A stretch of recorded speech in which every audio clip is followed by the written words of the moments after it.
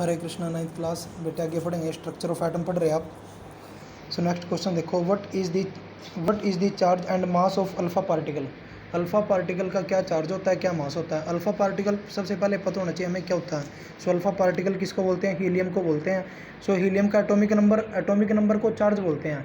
Charge कितना atomic number पर, उस पर हीलियम पे चार्ज कितना होता है 2, और उसका मास कितना होता है 4 एटॉमिक मास यूनिट होता है। ठीक है, नेक्स्ट क्वेश्चन देखो, what are the valence electron. Valence electron किन को बोलते हैं, वैलेंसी को ही वैलेंस इलेक्ट्रॉन बोलते हैं।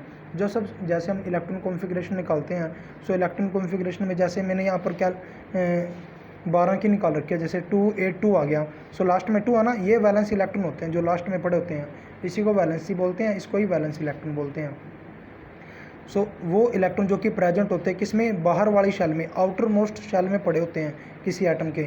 सो बाहर वाली शेल कौन है, एम है, जैसे यहाँ पर तो इसमें पड़े हैं। ठीक है, तो उसको क्या बोलते हैं, वैलेंस इलेक्ट्रॉन बोलते हैं।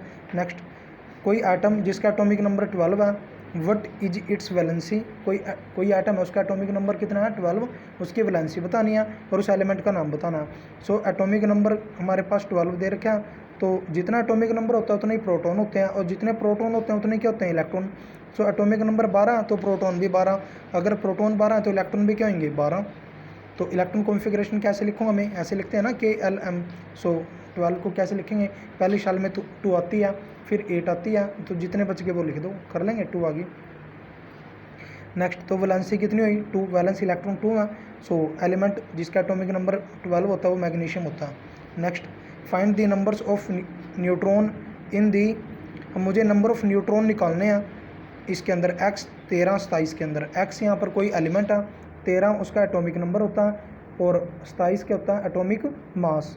सो मास नंबर मेरे पास दे रखा है 27, जो ऊपर मास है ना वो 27 दे रखा है। जो मास है वो किसका सम होता है, प्रोटॉन प्लस न्यूट्रॉन का जो सम है उसको क्या बोलते हैं, एटॉमिक मास बोलते हैं। प्रोटॉन और न्यूट्रॉन का जो सम होता है वो किसके इक्वल होता है, एटॉमिक मास के 27 के इक्वल होएगा। सो एटॉमिक नंबर मेरे पास 13 है, और वो प्रोटॉन होए करते हैं। सो प्रोटॉन गिवन है यहाँ पर कितना है 13, सो प्रोटॉन रख दो 13 है। सो प्रोटॉन प्लस न्यूट्रॉन वाला फार्मूला लगाओ, प्रोटॉन मेरे पास 13 है, सो 13 को उस तरफ ले जाओ, 27 में से माइनस हो जाएगा तो कितना आ जाएगा 14। ये मेरे नंबर ऑफ़ न्यूट्रॉन आ चुके हैं। सो ऐसे निकालते हैं नंबर ऑफ़ न्यूट्रॉन। तो आज के लिए इतनी बच्चों, हरे कृष्णा।